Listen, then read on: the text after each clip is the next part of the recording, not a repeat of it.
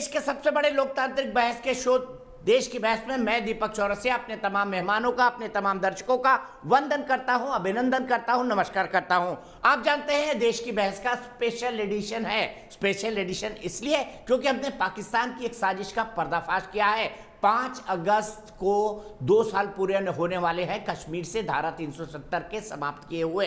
इसी को आधार बनाकर पाकिस्तान एक इंटरनेशनल प्रोपेगेंडा चलाना चाहता है। भारत ने नहीं, न्यूज़ नेशन ने भारत के खिलाफ होने वाले इस प्रोपेगेंडा की टूल किट को पकड़ लिया है। उन नामों को पकड़ लिया है, उन प्लेटफॉर्म्स को पकड़ लिया है, उन जगहों को पकड़ लिया है जहां पर प्रदर्शन होने वाला है। ट्विटर, फेसबुक, तमाम सोशल मीडिया को स्टॉर्म किया जाने वाला है। किस तारीख को? 5 तारीख को। कई भारत के दूतावासों पर प्रदर्शन होने वाला है। कई देशों की राजधानियों के अंदर रेड इन कश्मीर नाम से प्रदर्शन होगा और इसके लिए कई सारे अंतर्राष्ट्रीय लोगों को जोड़ा जा रहा है। करोड़ों अरबों डॉलर खिलाए जा रहे हैं। लेकिन सबसे बड़ी बात इसमें यह है कि इसमें सबसे बड़ा इस्तेमाल चाइना की जो ट्विटर जैसी सोशल मीडिया साइट है वाइबो, उसका इस्तेमाल होना है। तो चीन और पाकिस्तान मिलकर कश्मीर मुद्दे पर भारत को घेरने की कोशिश कर रहे हैं। क्या कामयाब होंगे? बिल्कुल नहीं। इसी पर बात होगी, इसी पर चर्चा होगी, इसी पर खास मेहमान जुड़ेंगे। लेकिन सबसे पहले देख लेते हैं क्या है पाकिस्तान की यह साजिश 5 अगस्त वाली।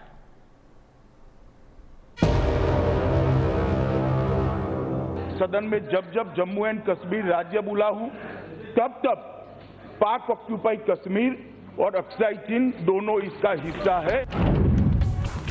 5 अगस्त 2019 को संसद में गृह मंत्री अमित शाह के इस बयान से एलओसी के साथ एलएसी के पार भी हलचल शुरू हो गई। भारत के गृह मंत्री की दहाड़ से बीजिंग की सरकार भी हिल गई थी।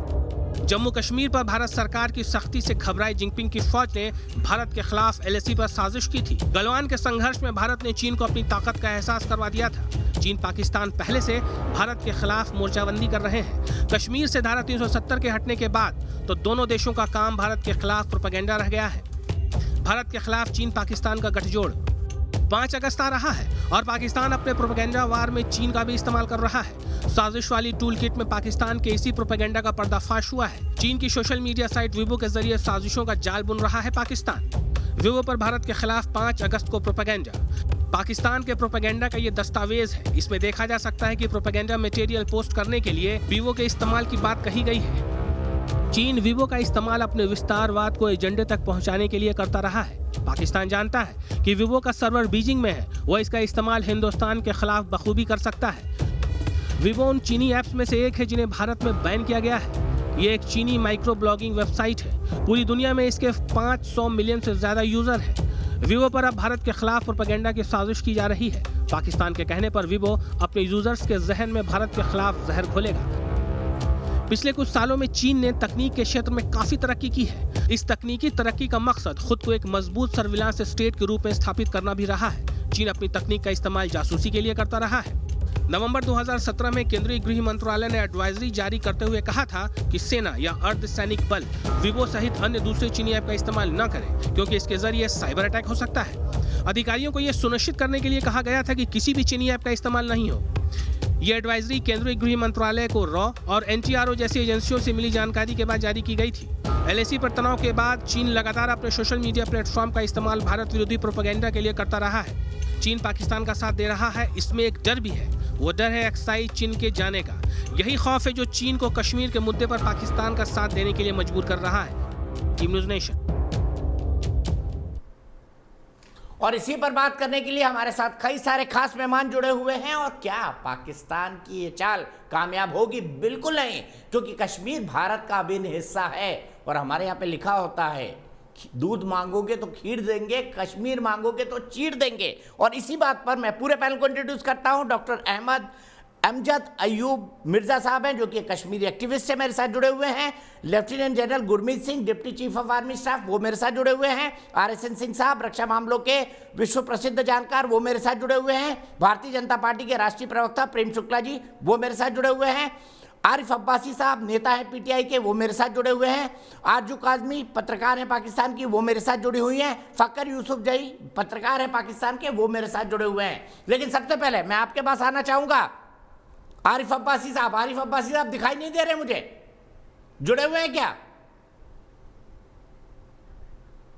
ठीक है, आरजू मैं आपसे जानना चाहता हूं, करोड़ों डॉलर आप इस पर खर्च कर रहे हैं, आरजू करोड़ों डॉलर आप इस कैंपेन पे खर्च कर रहे हैं कि भारत को एक्सपोज किया जाए, जबकि 370 अब बीते जमाने की बात हो चुकी है। आपके पाकिस्तान में लोगों के पास 2 जून के खाने के पैसे नहीं है, उन्हीं को बांट देते हैं पैसे, 2 दिन का खाना तो खा लेते बेचारे। जबरदस्ती आप लगे हुए हैं कि कश्मीर कश्मीर कश्मीर। ये कैसी डिप्लोमेसी है? ये कैसा देश है जो अपने लोगों को भूखा रखता है और दूसरों का पेट भरता है? देखें चौरसिया साहब, सालों से ये बात होती आ रही है, कश्मीर कश्मीर करके 70 ईयर से ज़्यादा हो गए हैं। और अब ये कि पाकिस्तान उस पर हट नहीं सकता। पाकिस्तान ने बहुत बार कहा है कि जी हम कश्मीरीज के साथ खड़े हैं, और अभी तो रिसेंटली हमारे प्राइम मिनिस्टर ने ये तक कहा है कि वो आज़ाद होने के बाद, यानी आज़ाद कश्मीर और आपकी वाली कश्मीर को आज़ाद कराने के बाद एक बार फिर रेफरेंडम कराएंगे और फिर वो पता करेंगे कि कश्मीरी आखिर चाहते क्या हैं, वो कहाँ रहना चाहते हैं या वो इंडिपेंडेंट होना चाहते हैं। इमरान खान नियाजी क्या दिन में सपने देखने लग गए हैं? इमरान खान नियाजी क्या दिन में सपने देखने लग गए हैं? आरजू, दिन में सपने देखने लग गए इमरान खान नियाजी? गलत सर, ये एक अलग डिबेट है कि ऊपर से बैलेंस थोड़ा गड़बड़ा गया। लेकिन सर, कश्मीर एक काफी आप जानते हैं कि ये इशू पाकिस्तान में सेंसिटिव है, और चाहे कोई भी गवर्नमेंट आए वो उसको लेकर ही चलती है। और इसी तरह से इमरान खान साहब भले से घर में खाने का ना हो, चल रहे हैं, भले से घर में खाने का ना हो सर, खाने को है, ऐसा नहीं है कि खाने को कुछ नहीं है, लेकिन ये चूरन भी साथ साथ चलता रहेगा। इससे पीछे हटने को फिलहाल कोई तैयार नहीं है। मेरे ख्याल से अभी आपके याकूब साहब बोल के गए मुझे, अभी आपके याकूब साहब बोल कर गए मुझे, घास की रोटी खा लेंगे, घास की रोटी खा लेंगे, कश्मीर लेके रहेंगे। छोड़ दीजिए मैडम, वो जमाना गया। घास की रोटी मुगलों के खिलाफ महाराणा प्रताप ने खाई थी। आपकी औकात और कुव्वत नहीं है। एक नॉन सीरियस सर, ये एक नॉन सीरियस और अहमकों वाली बात है कि घास खा लेंगे और कश्मीर लेंगे। बिल्कुल कश्मीरियों के साथ पाकिस्तान जरूर खड़ा हुआ है, जो हमेशा कहते हैं। और मेरे ख्याल है अब इतना मैच्योर हो जाना चाहिए दोनों तरफ की लीडरशिप को कि बैठ के और इस इशू को सॉल्व करें, बजाय इमोशनल किस्म के अजीब अजीब स्टेटमेंट देने के। अच्छा, आप गोली चलाएं, हम बोली करें। आप गोली चलाएं, हम बोली करें। सीधे प्रेम शुक्ला जी के पास चलूंगा। प्रेम शुक्ला जी, खिसियानी बिल्ली खंबा नोचे। जी नहीं, दीपक जी, कहा जा सकता है घर में नहीं दाने, नियाजी चले भुनाने। एक नियाजी वो थे जो कश्मीर पर आक्रमण करने का दुष्कर्म जो है किए थे, और उसका परिणाम था कि बांग्लादेश टूट गया, पूर्वी पाकिस्तान इनसे टूट गया और बांग्लादेश बन गया। 60% इनका भूभाग चला गया। अभी भी ये सुधरे नहीं है, तो ये सुधरेंगे नहीं। इनकी जो एक विशेष प्राणी की दुम होती है, वो दुम कभी सीधी नहीं होती पाइप डालने पर भी। मैं उस विशेष प्राणी को भी अपमानित नहीं करना चाहता पाकिस्तान से तुलना करके। पाकिस्तान की जो दुर्दशा है, पाकिस्तान अपने तो टुकड़े होने से बचाने की स्थिति में नहीं है। आप किसका कश्मीर की क्या बात करें साहब? कश्मीर में पिछले 2 वर्षों में 80,000 करोड़ रुपयों से ज़्यादा का आर्थिक पैकेज गया है। जम्मू एवं कश्मीर में जो है 2-2 एम्स हैं, 5-5 मेडिकल कॉलेज खुल रहे हैं। जिस तरह से कश्मीर का विकास हो रहा, पाकिस्तानी गुलामी वाले कश्मीर में क्या है साहब? एक एयरपोर्ट तक तो ठीक से दे नहीं पा रहे हैं आप। पाकिस्तान की जिस पाकिस्तान ने जिस कश्मीर पर कब्जा जमा रखा है, उसको छोड़ने की बारी है। गिलगिट बाल्टिस्तान समेत पाकिस्तान के कब्जे वाले कश्मीर को भी हम खाली कराएंगे। और रेफरेंडम की आप क्या बात करेंगे? आपको तो पहले जो है गुलाम कश्मीर को खाली करना है, जिसको आपने अतिक्रमण करके रखा हुआ है, गुलाम बना रखा है, सारे नागरिक अधिकारों से उसको वंचित रखा है, जन्नत से जहन्नुम बना रखा है। पहले उसको खाली करना है, और खाली करने के बाद भारत अखंड अंग है पाकिस्तान का, उससे कोई नहीं। पाकिस्तान उस पर कब्जा करने वाला अतिक्रमणकारी है, इससे अधिक उसकी कोई हैसियत नहीं है। और जब भी पाकिस्तान आपके पास, तो आपकी आर्मी इतनी भी औकात नहीं है कि भारत की आर्मी से लड़ सके, तो करती क्या है? आप आतंकवादी भेजते थे। उन आतंकवादियों को भी जिस तेज गति से कब्रिस्तान पहुंचाने का काम, जहन्नुम पहुंचाने का काम भारत के सुरक्षा बलों ने किया है, उसके बाद अब आपको जो है आतंकवादी भी रिक्रूट करने पे नहीं मिल रहे हैं।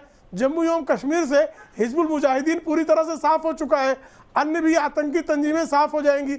हमने तो बहावलपुर का जो है जैश ए मोहम्मद के चीफ अजहर मसूद का एड्रेस तक ले रखा है।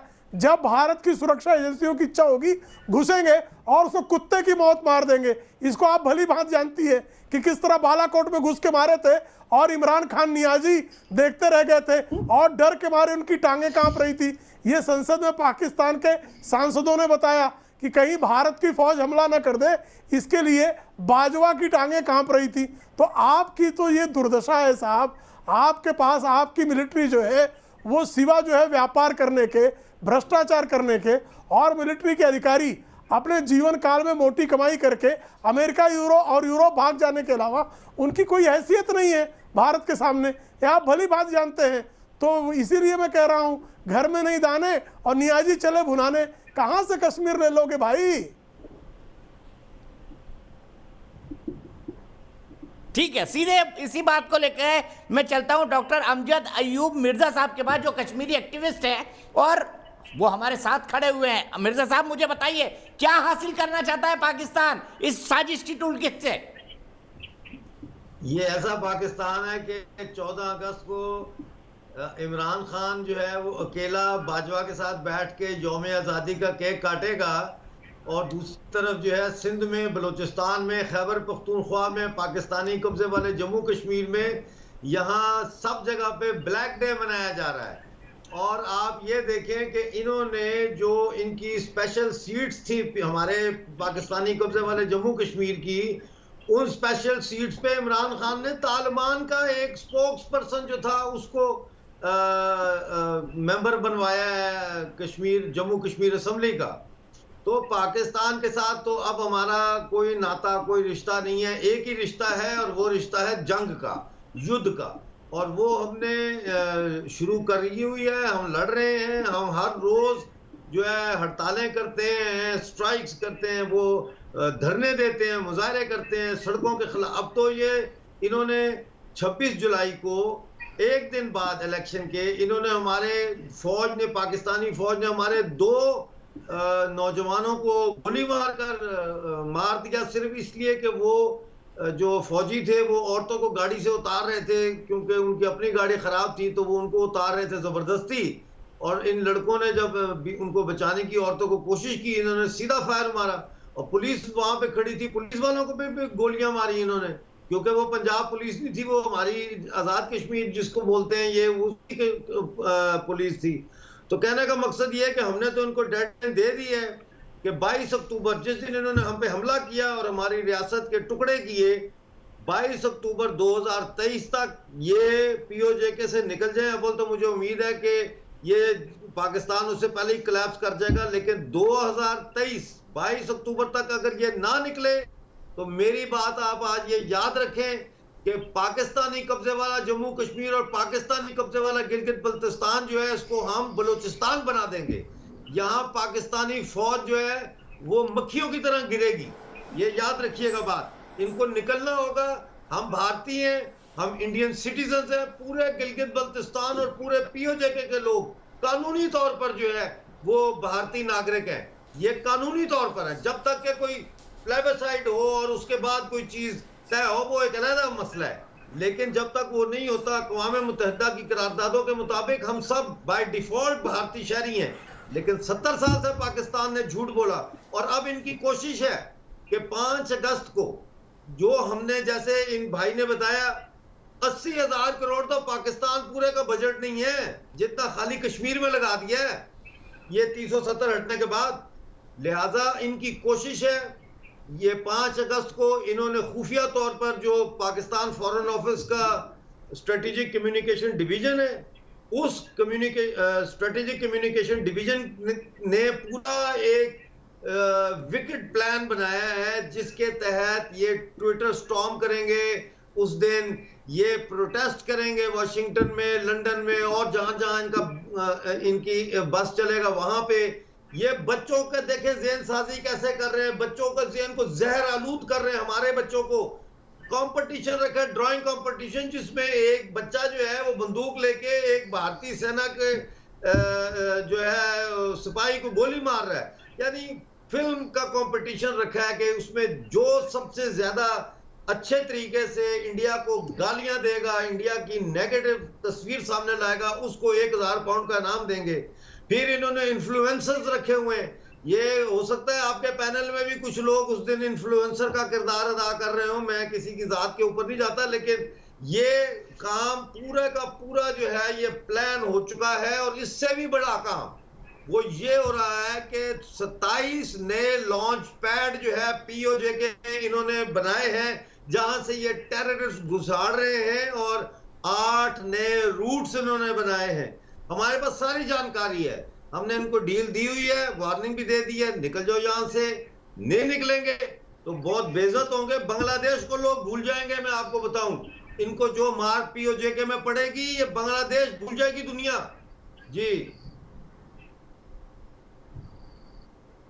बहुत अच्छी बात कही डॉक्टर अमजद साहब आपने, और आप ही के सवाल को मैं ले जाता हूं फकर यूसुफजई के पास। फकर साहब, 22 अक्टूबर 2023 छोड़ दीजिए, वरना बांग्लादेश से भी बुरी हालत होगी आपकी। सुन रहे हैं आप डॉक्टर अमजद भाई को? खुली खुली चेतावनी है आपको। ये वही रहते हैं पाकिस्तान ऑक्यूपाइड कश्मीर जो भारत का है, गिलगिट बाल्टिस्तान का है। उनका पॉइंट ऑफ व्यू बिल्कुल उनका पॉइंट ऑफ व्यू है दीपक जी, उनका पॉइंट ऑफ व्यू है, बिल्कुल उनका हो सकता है। एक आजाद सिटीजन के तौर पे बिल्कुल कोई भी बात कर सकते हैं। मैं उनसे डिसएग्री करता हूं मुख्तलिफ चीजों के ऊपर। एक तो आपके जो पहले पैनलिस्ट ने बात की कि भाई हम ये कर लेंगे, हम वो कर लेंगे, हमने जो है बालाकोट में ये कर दिया था और हम बहावलपुर में पता नहीं क्या कर लेंगे। यार बातें करना, फिल्मों में ये चीजें करना और होता है, और जब ऑन ग्राउंड आप ये चीजें करते हैं तो और होता है। आप लोगों ने 80,000 करोड़ के बजट की बात की, लगाया होगा, मैं उससे भी इनकार नहीं करता। हमारे कश्मीर में बिल्कुल नहीं है उतना बजट, हमारे पूरे मुल्क का नहीं है जितने की आपके कश्मीर का। इस चीज के बावजूद फिर इतनी बड़ी फौज लगाने की जरूरत क्या है, और फिर इस डर की, इस खौफ की जरूरत क्या है, मुझे ये नहीं समझ आती। क्या 5 अगस्त के ऊपर अगर ट्विटर के ऊपर कोई ट्रेंड्स चलते हैं तो उससे क्या डरने की जरूरत है? दूसरी बात यह है कि ये वाले कश्मीर के लोग भी आपके साथ है, फिर डरने की क्या जरूरत? आप तो ज्यादा मजबूत है, पैसा आप लोगों के पास ज्यादा है, डिप्लोमेसी आप लोगों की बहुत अच्छी है, लोग आपकी बात नहीं, हम तो आई ना, आपको बताने की जरूरत नहीं फकर यूसुफजई साहब, हम बहुत मजबूत हैं, हम बहुत मजबूत है, दुनिया की चौथी सबसे बढ़ती हुई अर्थव्यवस्था है। बल्कि आप तो सीना तान के खड़े हैं कि भाई नहीं, हम डर नहीं रहे हैं, हम डर नहीं रहे हैं फकर साहब, डर नहीं रहे हैं। हमारे यहाँ तो बड़ा साफ कहा जाता है, दूध मांगेंगे तो खीर देंगे पाकिस्तान वालों को, कश्मीर मांगेंगे तो चीर देंगे। हमारे यहाँ बड़ा साफ कहा जाता है। और चीज को चैलेंज कर रहा हूँ मैं, जो बात कर रहा हूँ एज ए पाकिस्तानी और पाकिस्तान के, देखें सुने मेरी बात, सिर्फ ये कर दें कि वहां से आप फौज इतनी लगाइए, यार हटा दें आप। अगर आप इतना उनके लिए इतना काम कर रहे हैं तो फिर बजाय इसके, मेरे वाले कश्मीर में अयूब मिर्जा साहब बिलोंग करते हैं, उससे मुझे ये बता दें कि कितने लाख फौज वहां पे लगी हुई है। सिर्फ ये अगर आप बता दें तो यकीन करें, मैं बताता हूं के बात कर रहा हूं, 12 ब्रिगेड फौज हमारे पीओजे के में 12 ब्रिगेड फौज मौजूद है, और कई ब्रिगेड ऐसे हैं जो 1.5 ब्रिगेड के बराबर है, लेकिन उसको बताते नहीं है 2 ब्रिगेड, ताकि लोग इतराज ना करें। 12 ब्रिगेड, एक ब्रिगेड आपकी है वो जलाल में बैठी। दोनों रुक जाइए फकर भाई, अमजद भाई, आपने दोनों ने बात कही, मैं सीधे सिंह साहब के पास चलता हूँ। सिंह साहब, क्या इस टूल किट से हम डरे हुए हैं या हम पाकिस्तान को एक्सपोज कर रहे हैं? सबसे बड़ा मिलिटराइज्ड जोन दुनिया में भारत नहीं है, पीओजे के है, कश्मीर नहीं है। सबसे बड़ा militarised zone, heavily militarised zone वो पीओजे के है और पीओजी भी है। हर 10 नागरिक के ऊपर एक पाकिस्तानी फौजी है। क्या बात करते हैं आप? क्या मैं आ सकता हूँ? सुन लिया आपने, अमजद भाई की बात सुन ली। डॉक्टर सिंह साहब बताइए, हम डरे हुए हैं या हम इनको एक्सपोज कर रहे हैं अंतर्राष्ट्रीय दुनिया के सामने? मैंने सुना भी दिया उनको। फकर भाई, अमजद भाई रुक जाइए। सिंह साहब जी जी, देखिए हकीकत ये है कि कश्मीर ऑक्सीजन है पाकिस्तान की सेना के लिए। अगर कश्मीर का मुद्दा नहीं रहेगा तो पाकिस्तान की सेना का कोई अस्तित्व नहीं रहेगा। पाकिस्तान की सेना का अगर अस्तित्व नहीं रहेगा तो जिहादियों का कोई अस्तित्व नहीं रहेगा। और जिहादियों का अस्तित्व नहीं होगा तो फिर पाकिस्तान जो मुल्क है उसका अस्तित्व नहीं रहेगा। ये हकीकत है। आप समझ नहीं सकते हैं कि एक ही खंबे पर पूरा पाकिस्तान टिका हुआ है, वो है पाकिस्तान की सेना। और पाकिस्तान की सेना एक ही खंबे पर टिकी हुई है और वो है कश्मीर। अब बात रही कि आपने इसकी बात की ये टूल किट की, तो ये टूल किट में ये बड़े उस्ताद हैं, बहुत सालों से, बहुत इनकी महारत है। ये एक बिल्कुल नामुमकिन मुद्दे को, जो जिस मुद्दे का कोई बुनियाद नहीं था, उसको इन्होंने, मैं इनकी दाद देता हूँ कि अंतर्राष्ट्रीय पटल पे ये जिंदा इन्होंने इसको रखा रहा, क्योंकि उस समय जियो पॉलिटिकल हालात ऐसे थे कि अमेरिकन को, उसके पहले ब्रिटिश को इनकी जरूरत थी। तो एक नाम मुद्दे को इन्होंने जीवित रखा। और ये बात नटवर सिंह ने अपनी किताब में one life is not enough में भी इसका जिक्र किया है। अब इनका ये जो टूल किट का दुकान, आपको याद होगा दीपक जी, कि किस तरीके से वो अमेरिका तक में वो फाई फाउंडेशन का, याद कीजिए कितना उस समय भी पैसा आता था। आपने बिल्कुल सही कहा, फाई को फंडिंग होती थी, उससे पता नहीं जितनी फंडिंग होती थी ऐसे ऐसे लोगों की कितने लोगों का पेट भर जाता पाकिस्तान में। और दुख की बात ये है, आज है, पर मुझे ये नहीं कहना चाहिए, लेकिन हमारे यहाँ से भी कुछ लोग, नालायक लोग, उनकी सेवाएं, उनकी जो हॉस्पिटैलिटी थे वो एंजॉय करते थे जाके वो फाई फाउंडेशन का। वही नहीं है, कितना बड़ा ये उद्योग था। तो टूल किट तो अभी है साहब, उसमें यहाँ पर हिंदुस्तान में जो आपकी पाकिस्तान एम्बेसी थी वो टूल किट का हिस्सा थी। कई ऐसे एक्टिविस्ट हैं जिनका पूरा ये कश्मीर के एक्टिविस्ट जिन्होंने पूरी अपनी रोटी ही उसी पे उन्होंने कमाई है, कश्मीर के ऊपर में। अब जब 370 हटा है तो आप सोचो कहाँ कहाँ आग लगी होगी। किसी को पैसे की चोट तो किसी को के अस्तित्व पे चोट। और आप देखिए जियो पॉलिटिकल हालात इतने बदल गए हैं।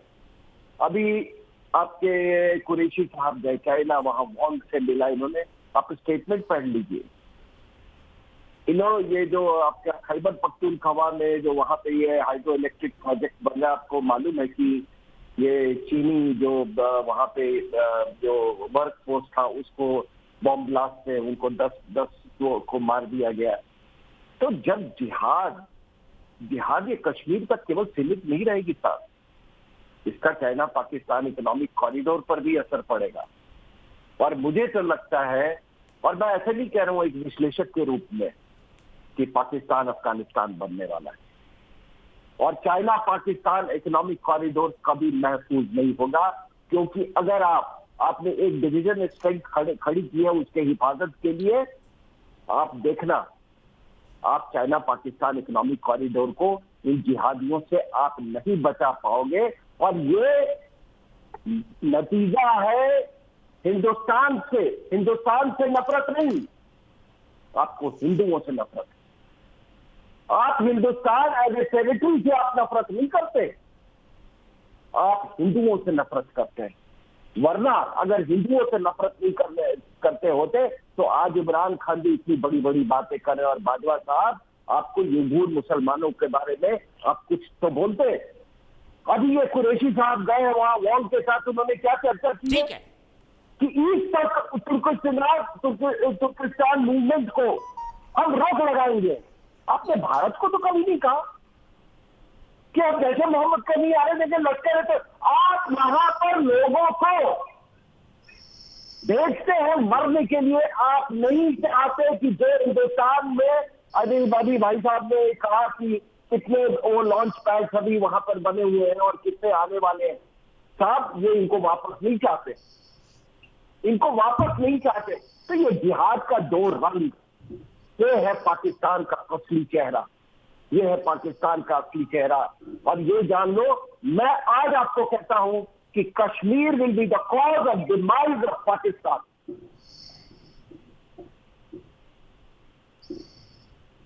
ठीक है, सीधे मैं चलता हूं इसी सवाल को लेकर आरिफ अब्बासी साहब के पास। आरिफ साहब, आप समझ रहे हैं नहीं समझ रहे हैं, लेकिन कश्मीर ही पाकिस्तान के पतन का कारण बनेगा, आप मानते हैं इस बात को? हाँ देखें, मैं पूरी बात सुन नहीं पाया, कोई सिग्नल का इशू था, कम्युनिकेशन का कोई प्रॉब्लम आ रहा था। आपने जहाँ तक कश्मीर की बात की है, कश्मीर इंडिया के लिए एक इतना बड़ा बोझ बन गया है कि अब न इंडिया की मईशत और न इंडिया की फौज उसको संभाल सकती है। इस टाइम आप ट्रिलियन और रुपीस वहाँ जो लगा रहे हो बिला वजह, जिस तरह आपने अरबों डॉलर अफगानिस्तान में खर्च किए, चाबहार में खर्च किए, इंडियन अवाम का पैसा वहाँ जाया किया और इंडियन अवाम भूखे नंगे सड़कों पर है। तो कश्मीर का जो इंडिया का पिछले 70 साल से 74 साल से तकरीबन हर 3 कश्मीरियों पे एक फौजी खड़ा करके भी इंडिया को रिजल्ट नहीं मिले। आज भी जिस तरह अभी हफ्ता पहले आज़ाद कश्मीर में आज़ादाना मुनसफाना इलेक्शन हुए, इंडिया एक दफा वहाँ इस किस्म इलेक्शन ही करा के दिखा दे, तो आप जबरदस्ती बंदूक के जोर पे कब तक इतने ज्यादा लोगों को। अरे इलेक्शन तो हो गया साहब DDCA का, एक गोली भी नहीं चली वहां पर, आपके चेले चपाटे वहां एक गोली भी नहीं चला पाए। पता नहीं आरिफ अब्बासी साहब आपको, वहां पे हो गए इलेक्शन डिस्ट्रिक्ट डेवलपमेंट काउंसिल के। और इसी बात को लेके प्रेम शुक्ला जी के पास चलता हूँ। प्रेम शुक्ला जी, आरिफ साहब को ये भी नहीं पता कि डिस्ट्रिक्ट डेवलपमेंट काउंसिल के चुनाव हो गए, इनके चेले चपाटी एक गोली भी नहीं चला पाए। प्रेम शुक्ला जी, जहालत में जीने में आनंद महसूस करते हैं दीपक जी। कुछ लोग जहालत में आनंद महसूस करते हैं। जिस देश के प्रधानमंत्री को अपना खर्च चलाने के लिए भैंसें बेचनी पड़ती हो, जिस देश का गधा निर्यात करने के अलावा कोई उद्योग नहीं हो, वो भारत के लोगों को भूखा नंगा कह रहा है। विश्व की सबसे बड़ी चौथी अर्थव्यवस्था, भारत का पर कैपिटा इनकम पाकिस्तान की तुलना में बहुत बेहतर है साहब।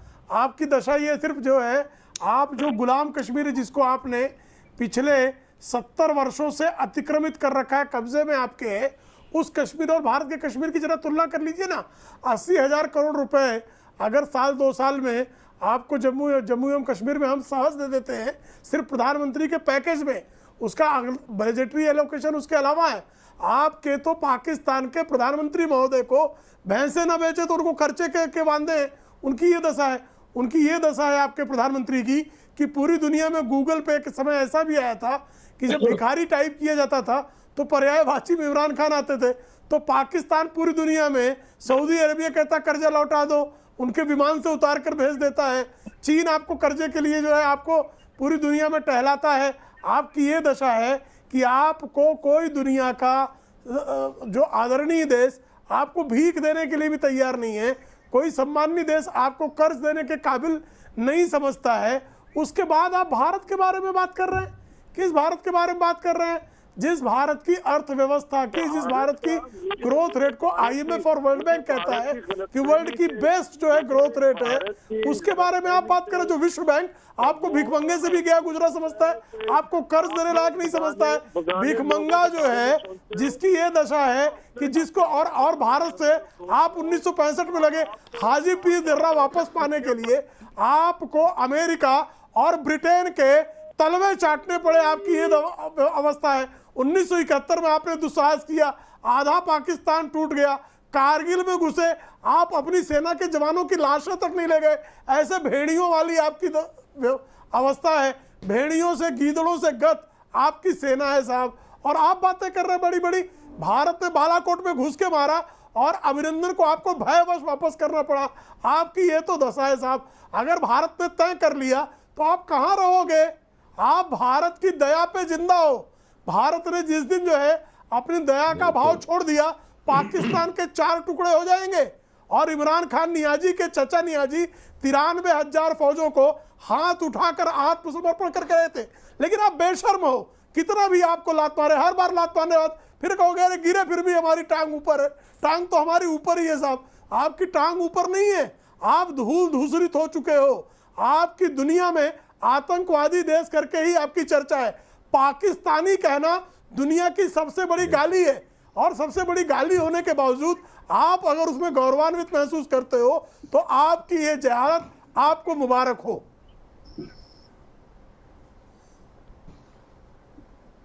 ठीक है, मैं सीधे चलता हूं आरजू के पास। अगले सेगमेंट में जाऊं, इस पूरी की पूरी टूल किट के कितने चेहरे हैं उनको एक्सपोज करना भी जरूरी है, वो भी एक्सपोज करेंगे। लेकिन ज्ञानवर्धन का एक सवाल आरजू काजमी से पूछ लेता हूं। आरजू, गधों से पाकिस्तान की अर्थव्यवस्था में जीडीपी कितनी बड़ी है? गधों के चलते है पाकिस्तान की जीडीपी कितनी बड़ी है? गधों के निर्यात के चलते।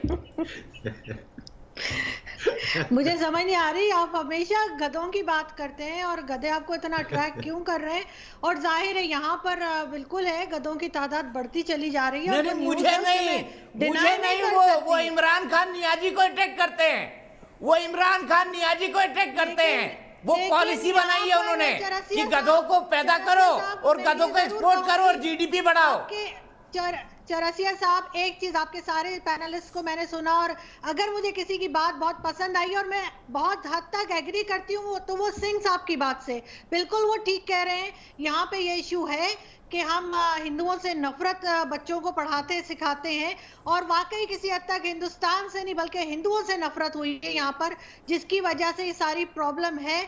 और मेरा ख्याल है सिंह साहब जैसे लोगों को यहाँ पे लोगों को सुनना चाहिए ताकि हम कुछ बेहतर कर सकें। हम कब तक इस तरह लड़ते रहेंगे? हम कब तक यही चीज देखते रहेंगे?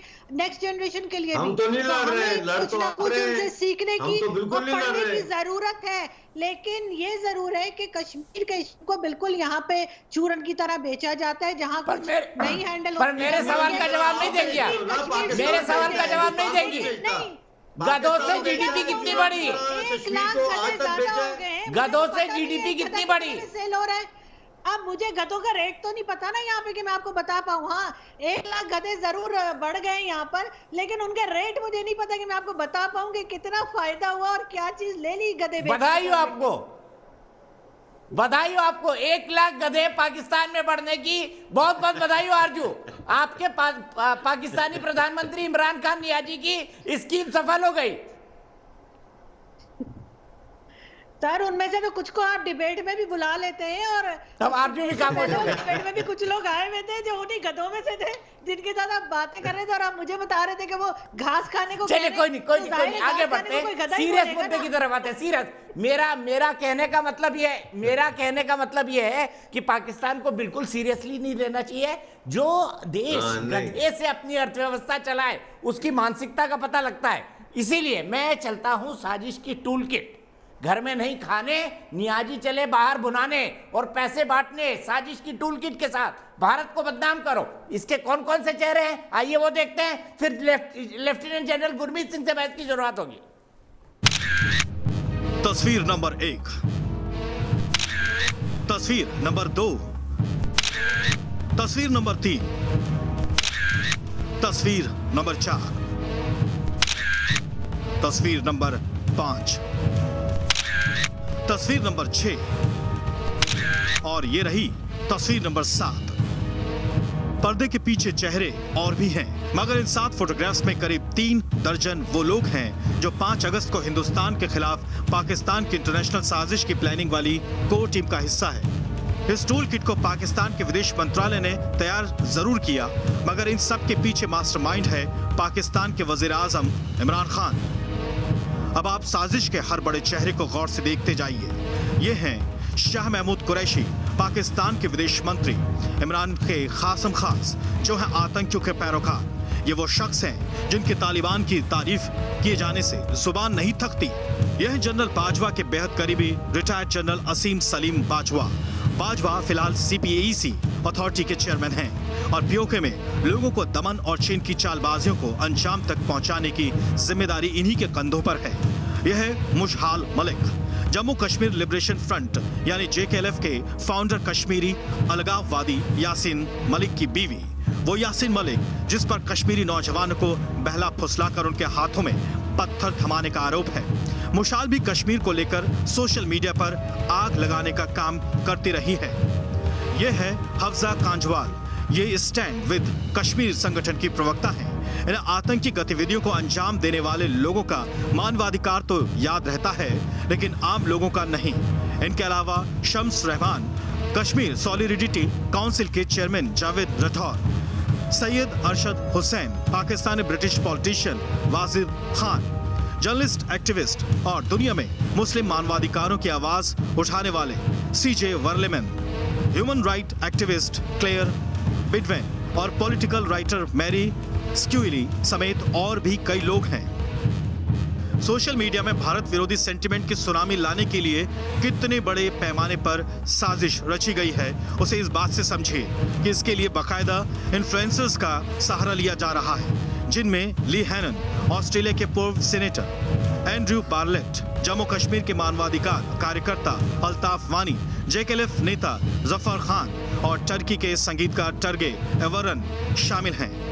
वैसे कश्मीर को लेकर टर्की के राष्ट्रपति एर्दोगन और पाकिस्तान के पीएम इमरान खान की जुगलबंदी दुनिया में किसी से छुपी नहीं है। इंटरनेशनल लेवल पर भारत को बदनाम करने की प्लानिंग कैसे की गई है, उसे इस ग्राफ से भी समझा जा सकता है, जिनमें हर एक इन्फ्लुएंसर्स को रोजाना 1 पोस्ट से लेकर 5 पोस्ट तक करने का टारगेट सेट किया गया है। कुल मिलाकर कहें तो पाकिस्तान परस्तों की एक पूरी टीम प्रोपेगेंडा के लिए तैयार है। Team news nation. तो 1 पोस्ट से लेकर 8 पोस्ट, और इन्फ्लुएंसर्स को जब पोस्ट दी जाती है तो उन्हें पे भी किया जाता है। फोकट में कोई इन्फ्लुएंसर्स काम नहीं करता, तो घर में नहीं है इमरान खान नियाजी के दाने देने जा रहे हैं वो इनको करोड़ों और अरबों डॉलर। सीधे चलता हूं सबसे पहले डॉक्टर अमजद अयूब मिर्जा के पास। डॉक्टर साहब, सबसे पहले मुझे ये बताइए, इन्फ्लुएंसर्स को तो पैसे देने पड़ते हैं, कहां से लाएंगे इमरान खान? किस कंट्री से उधार लेंगे और किस कंट्री को ब्याज के तौर पर जो है वो इनकी लिखी हुई किताबें देंगे? क्या चाइना को खुश करेंगे ये करके कि देखिए हमने भारत को इतना कॉर्नर कर दिया? मेरे ख्याल है जैसे आरजू काजमी कह रही थी कि 1 लाख गधों का इजाफा हो गया, तो वो गधे ट्रेड करेंगे, गधे बेच के पैसे जमा करेंगे, क्योंकि अब इनको उधार तो कोई देने के लिए राजी नहीं है। ये आप भूल जाएं कि इनको कोई एक धेला भी देगा। क्यों? इंसान उसको उधार देता है जिससे वापसी की तवक्को हो, और वो जो सऊदी अरेबिया ने और चाइना ने अपने पैसे थोड़े जोर जबरदस्ती से वापस लिए, वो इसीलिए लिए कि जब उनको नजर आया कि ये तो बिल्कुल दिवालिया होने जा रहे हैं, तो उन्होंने कहा जो चोर भागते चोर की लंगोटी ही सही, जो आता है उसको आने दो। तो पैसे इन्फ्लुएंसर्स जो है इनको ये देंगे, और ये सारा जो कुछ भी है, देखें ये ISI के क्लैंडस्टाइन बिजनेसेस भी हैं। एक तो वो बिजनेसेस हैं जो सामने हैं, जैसे फौजी फाउंडेशन है, अस्करी सीमेंट है, बैंक्स हैं। दूसरा इनके क्लैंडस्टाइन यानी खुफिया बिजनेसेस भी हैं, जिसमें आर्मी की सारी लॉजिस्टिक्स इन्वॉल्व होती है, वो है हेरोइन की स्मगलिंग।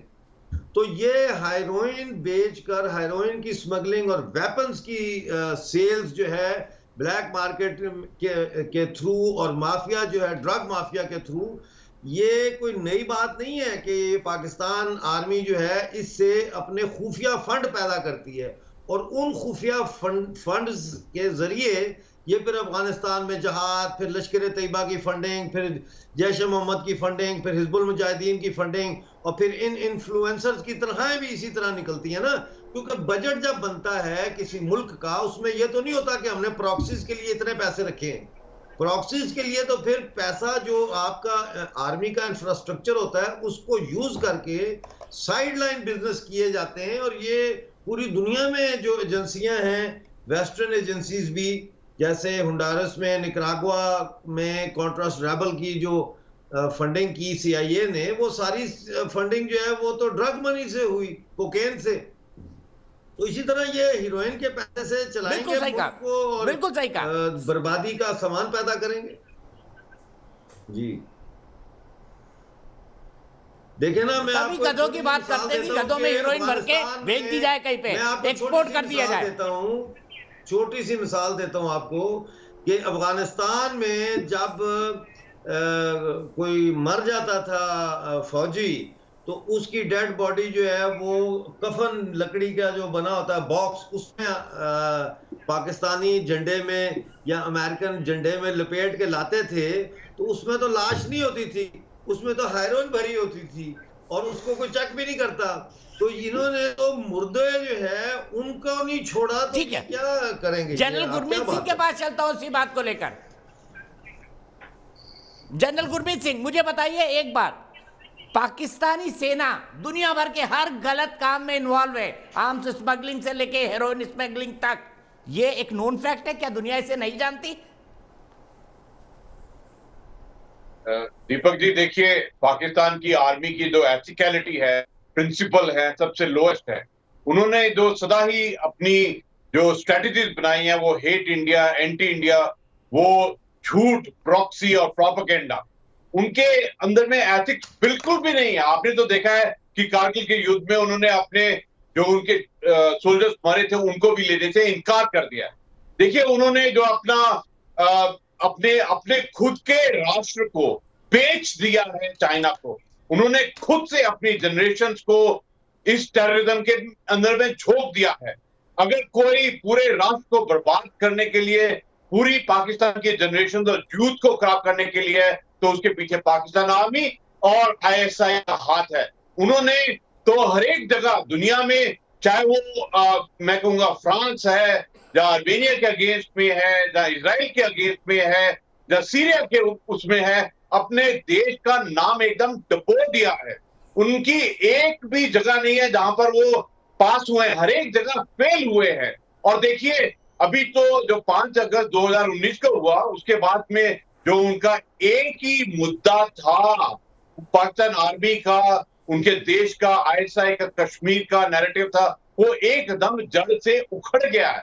उसके बाद इतना बौखला गए हैं, उनको नहीं पता लग रहा है कि क्या करें। अभी तो हालत एक्चुअली ये है, देखिए, जो डॉक्टर अमजद साहब ने बहुत ही विस्तार से, डिटेल से बताया है कि ये टूल किट के पीछे क्या साजिश है, ये कौन रच रहा है। और आपके चैनल दाद देना चाहता हूं, आपने इतना बारीकी से बताया कि इस प्रॉक्सी और लॉबी की लिस्ट में कौन कौन शामिल है और उनका क्या मंशा है, नापाक मंशा है। लेकिन बड़ी बात यह है, देखिए दीपक जी, अभी जो अफगानिस्तान के प्रेसिडेंट है, वाइस प्रेसिडेंट है, एनएससी है, जो अफगानिस्तान की जो अवाम है, वो किस प्रकार से पाकिस्तान के ऊपर में इल्जाम लगा रही है कि अफगानिस्तान के अंदर में जो भी वॉयलेंस, टेररिस्ट एक्टिविटी तालिबान कर रहा है, उसके पीछे पूर्ण रूप से हाथ पाकिस्तान आर्मी, आईएसआई और पाकिस्तान का है। और जनरल आरएसएन सिंह साहब ने कितना बारीकी से बताया है। देखिए, ये जो पहले शब्द हम बोलते थे ना, स्ट्रेटेजिक डेप्थ, पाकिस्तान निकला था अफगानिस्तान में स्ट्रेटेजिक डेप्थ बनाने के लिए, लेकिन अभी पाकिस्तान की खुद की डेप्थ को ये अफगानिस्तान और ये तालिबान छा जाएगा। आपने देखा कि किस प्रकार जो पाकिस्तान की टीटीपी और बाकी जो टेररिस्ट ऑर्गेनाइजेशन है, उन्होंने किस प्रकार चाइना के जो इंजीनियर हैं, जो पाकिस्तान आर्मी है, उनको डसा है।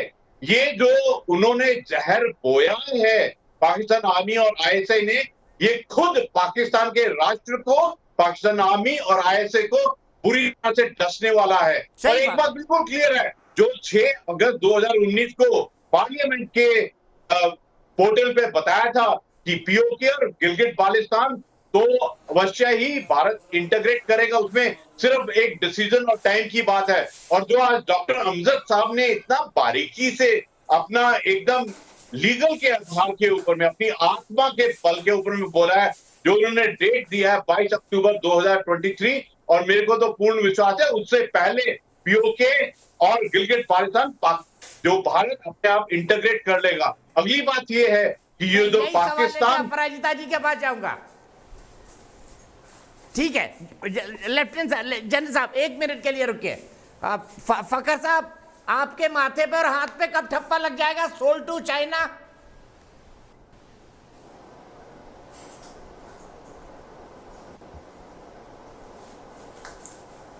दीपक जी, आप जो बातें कर रहे हैं, यहाँ पे बहुत सारे लोग जिस तरह जो हंस रही है, कोई बात नहीं, बात की अभी पाकिस्तान के हवाले से।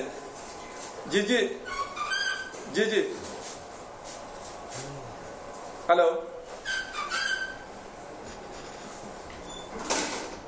फखर साहब रुक जाइए, फिर पूछूंगा यह सवाल, कब आप पे ठप्पा लगेगा सोल टू चाइना। लेकिन अपराजिता जी के पास चलता हूं। अपराजिता जी, मेरे साथ डॉक्टर अमजद अयूब मिर्जा साहब जुड़े हुए हैं, गिलगिट बाल्टिस्तान से आते हैं, कश्मीरी एक्टिविस्ट हैं। ये कह रहे हैं कि हमने पाकिस्तान को डेडलाइन दे दी है 22 अक्टूबर 2023। अगर तब तक ये बाहर नहीं निकले और हमें इंडिया के साथ नहीं मिलने दिया तो हम बर्बाद कर देंगे पाकिस्तान को। क्या 2023 से पहले ही गिलगिट बाल्टिस्तान भारत में आने वाला है? बताइए आप।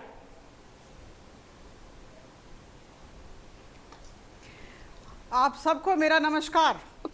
सर्वप्रथम मैं दीपक जी, आपके चैनल को आंतरिकता के साथ धन्यवाद देना चाहती हूँ। पाकिस्तान के विदेश मंत्रालय ने अंतर्राष्ट्रीय साजिश रचा भारत के विरुद्ध और एक टूल किट की तैयारी की और आपने इसका इतना बड़ा खुलासा और इतने अच्छे तरीके से भारतवासियों के समक्ष रखा, हम सब के समक्ष रखा। तहे दिल से धन्यवाद देती हूँ, बहुत ही अच्छा काम है ये। लेकिन ये जो घटना हुई या हो रही है, देखिए प्रकृति का एक नियम है, जब शत्रु षड्यंत्र करने लगे या साजिश करने लगे और इतने बड़े स्तर की साजिश करने लगे, समझ लीजिए कि यह हमारे लिए, भारतवासियों के लिए शुभ संकेत है। शत्रु के मन में भय है, बौखलाहट है, डर है। 5 अगस्त 2019, 2 साल पहले की बात है, मैं लोकसभा की सांसद हूं और जिस तरह वाद विवाद, चर्चा के बाद, विरोध के बाद सबको साथ लेकर हम लोगों ने आर्टिकल 370 और आर्टिकल 35A को अलविदा कहा और जिस तरह जम्मू कश्मीर को देश के अन्य भागों के साथ जोड़ा, मुझे लगता है वह सराहनीय कदम है। और यही नहीं, आप सब जानते हैं उसके बाद क्या हुआ। उसके बाद इस 2 यूनियन टेरिटरी में, जम्मू कश्मीर और लद्दाख में, जिस तरह के बुनियादी ढांचों को सुदृढ़ करने की दिशा में काम हो रहे हैं, सामाजिक क्षेत्र हो, आर्थिक क्षेत्र हो, मैं कहूँगी सर्वांगीण विकास की दिशा में जिस तरह के काम हो रहे हैं, मुझे लगता है हम सबको स्वीकार करना होगा, जो पक्ष में हैं और सत्ता पक्ष में हैं, विपक्ष में और सत्ता पक्ष में, सबको स्वीकार करना होगा। और मुझे लगता है कि पाकिस्तान के मन में डर है कि जिस तरह का विकास का कार्यक्रम हो रहा है, निश्चित तौर पर उनकी विदाई तो हो चुकी है और इसके बाद कुछ लोग हैं ऐसे जो उन्हें याद करते हैं या दिल में रखते हैं, वो भी उनका साथ छोड़ देंगे। देखिए, आप मुझे अगर कुछ समय दे तो मैं बताऊं किस तरह के काम आदरणीय प्रधानमंत्री मोदी जी के नेतृत्व में 5 अगस्त 2019 के बाद इन 2 यूनियन टेरिटरी में हुआ है। मुझे याद है 22 जनवरी 2020 जम्मू कश्मीर के सामाजिक आर्थिक बुनियादी ढांचे और संतुलित क्षेत्रीय विकास को मद्देनजर रखते हुए प्रधानमंत्री जी ने 80,068 करोड़ रुपए जम्मू कश्मीर को दिए। बहुत बड़ी राशि है ये। बाद फिर सितंबर 2020 में करीबन 1350 करोड़ रुपए की आर्थिक पैकेज की घोषणा की थी। यह स्वतंत्र था और इसके अलावा मुझे याद है 7 जनवरी 2021 औद्योगिक इंडस्ट्रियल डेवलपमेंट को बढ़ावा देने के लिए 28,440 करोड़ का पैकेज दिया। और यही नहीं, सिर्फ पैकेज नहीं दिया, कार्यान्वयन की दिशा में भी काम हो रहे हैं। हम सब जानते हैं, हम सब वाकिफ हैं।